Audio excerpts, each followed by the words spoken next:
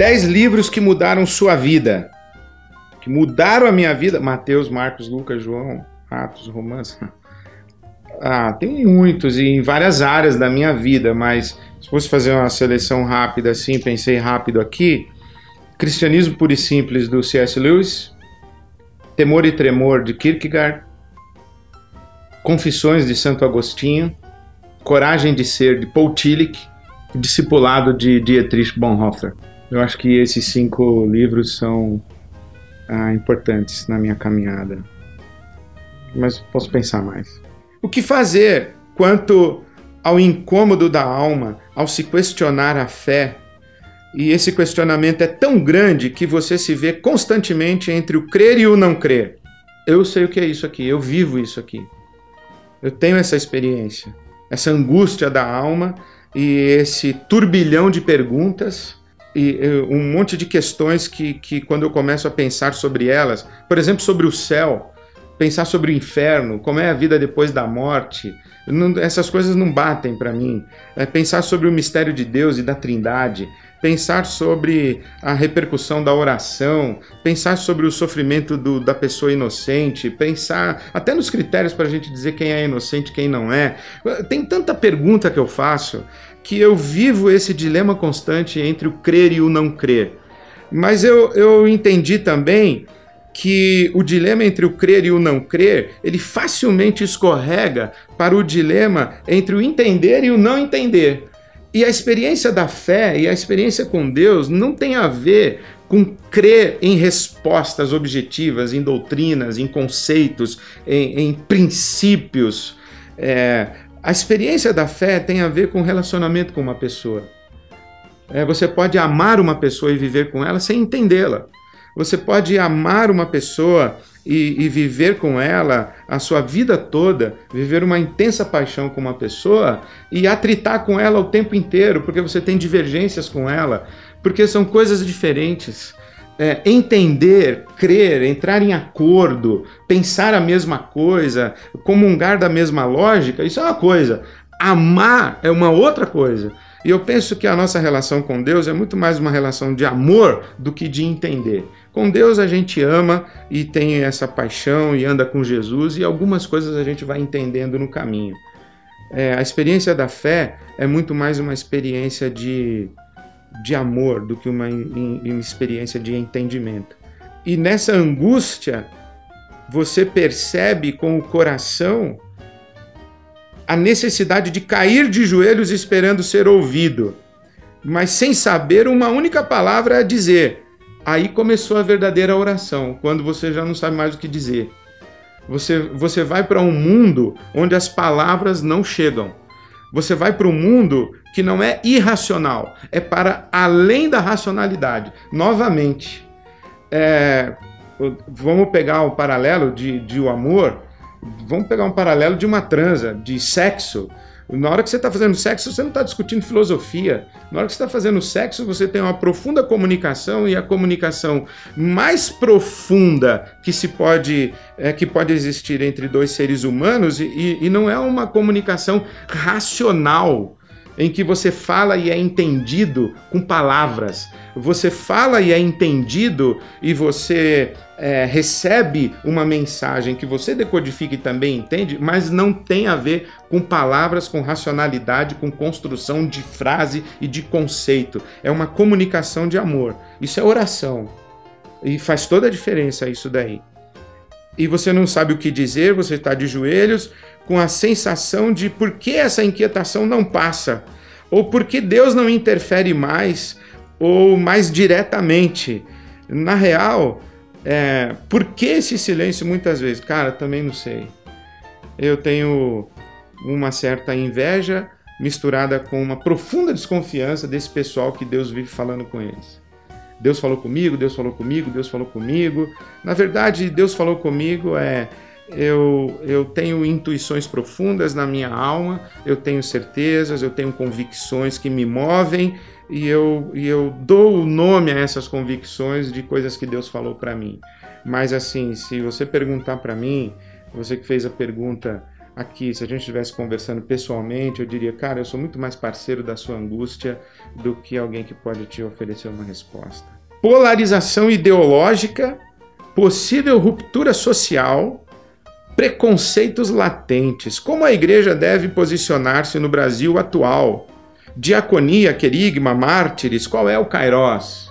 O kairós é de polarização mesmo, ideológica, de polarização política, de ruptura social. O kairós é esse daí. Eu penso que o nosso papel como igreja e o nosso papel como cristãos é nós nos levantarmos em defesa de valores. E os valores, eles são universais, e os valores da nossa fé, eles são valores universais. Quando você defende compaixão, só uma pessoa muito ignorante vai se levantar contra um discurso de compaixão, um discurso de solidariedade, um discurso de fraternidade. Quando você defende que ninguém pode passar fome, só uma pessoa muito estúpida vai ser contra essa sua bandeira contra a fome. Quer dizer, então, eu acho que nós como igreja temos que defender valores e principalmente defender as pessoas da nossa sociedade que são mais vulneráveis. A Bíblia Sagrada diz que Deus tem lado. Deus no Velho Testamento ele está do lado do órfão, da viúva, do estrangeiro. No Novo Testamento Jesus está do lado do pobre, do samaritano, do gentio. Isto é, na Bíblia Sagrada Deus está sempre ao lado das pessoas mais vulneráveis e fracas. Hoje na nossa sociedade a criança precisa da nossa proteção, do nosso cuidado. Então, como se portar como igreja num mundo polarizado? Defendendo aquilo que é um valor indiscutível, a dignidade da vida humana, dando prioridade aos que são mais vulneráveis entre nós. Você se sente constrangido por ter uma comunidade composta, em sua maioria, por pessoas de classes B e A? Não sabia dessa informação.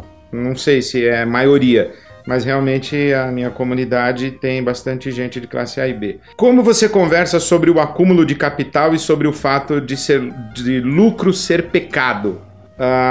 Não tenho certeza que lucro é pecado, mas eu converso sobre acúmulo de capital, que a Bíblia condena mesmo. Eu penso que é muito simples falar sobre as coisas que a Bíblia fala. Quando você consegue falar de um jeito que não é a sua ideia, não é seu posicionamento ideológico, você está dizendo, isso aqui é o que eu creio porque eu aprendi na Bíblia, fica difícil alguém discutir com você. Então, por exemplo, eu ensino para a minha igreja que Deus nos dá dinheiro e Deus nos dá riquezas para duas coisas. Isso está lá em 1 Timóteo, capítulo 6. O apóstolo Paulo diz assim, que Deus nos dá o dinheiro e as riquezas para a nossa satisfação e para as boas obras. Então, dinheiro serve para comprar sorvete e para ajudar os pobres. É para isso que serve. Então, é o que eu ensino. As pessoas que têm dinheiro, desfrutem do dinheiro que têm. E as pessoas que têm dinheiro, sejam generosas em boas obras. É isso que eu ensino, é isso que eu tento viver. Qual é o limite para o líder religioso ser relevante nos dias atuais? Não querer ser relevante. Acho que querer ser... Porque relevância não é uma coisa que você diz assim, eu vou ser relevante. Relevância é uma coisa que acontece ou não acontece na sua vida. As pessoas é que dizem se você é relevante ou se você não é relevante. Então, o limite que eu entendo para mim é a autenticidade. Quando você começa a fazer alguma coisa que você não é, dizer alguma coisa que você não crê, defender uma coisa que você não pensa, buscando ser relevante, você deixou de ser você mesmo, você se tornou fake, falso, começou a jogar para a torcida, perdeu. Você tem que ser você mesmo. Se você vai ser relevante ou irrelevante, isso não é problema seu. O seu problema é ser autêntico. Relevante é outro papo, é problema dos outros. Quando se pode perder a salvação? Boa, não pode perder. Você só pode perder o que você acha. Você não achou a salvação, você ganhou. A salvação é um dom de Deus, é um presente de Deus. Deus é que salva você não pode perder. Então pode ficar tranquilo que você não vai perder. Né? Jesus falou assim, dou-lhes a vida eterna e ninguém as arrebatará da minha mão. O meu Pai, que é maior do que eu, segura na minha mão. Então, você está aqui na mão de Jesus, ele fechou e Deus fez assim. Então, você não vai perder não, fica tranquilo. Gostaria muito de saber por que o Deus do Velho Testamento é totalmente diferente do Deus do Novo Testamento. Não é não. Tem um salmo na Bíblia, o Salmo 136, que você pode ler na sua Bíblia, que vai dizer que Deus é misericordioso, porque a sua misericórdia dura para sempre. Deus é misericordioso e a sua misericórdia dura para sempre. Deus, a sua misericórdia dura para sempre. O Deus do Velho Testamento é um Deus do coração mole. Os profetas criticam a Deus porque Deus tem coração mole. Os profetas criticam a Deus porque Deus perdoa todo mundo. Deus tem misericórdia das nações. A sua ira dura só um segundo, no entanto, o seu favor se estende por toda a eternidade. O amor de Deus é fiel. Jonas fica bravo com Deus porque Deus vai perdoar Nínive. Jonas queria que Deus mandasse Nínive para o inferno. Aliás, tem muito filho de Jonas hoje no mundo que quer que Deus mande gente para o inferno. Então, o Deus do Velho Testamento, ele se relaciona com a humanidade de uma forma diferente. Então, por que Deus fez isso ou fez aquilo? Por que Deus matou um povo, matou outro povo, etc. Bom, é a mesma coisa que perguntar por que você dava chinelada no seu filho quando seu filho era pequeno e hoje você não dá mais chinelada. Porque a relação mudou, a linguagem mudou, a maneira de você conversar com seu filho mudou, mas você é o mesmo, e você o amava tanto lá quanto aqui. Deus é o mesmo, Deus é amor puro. Deus é amor. Tô a bicar agora. Vamos seguir assim mesmo?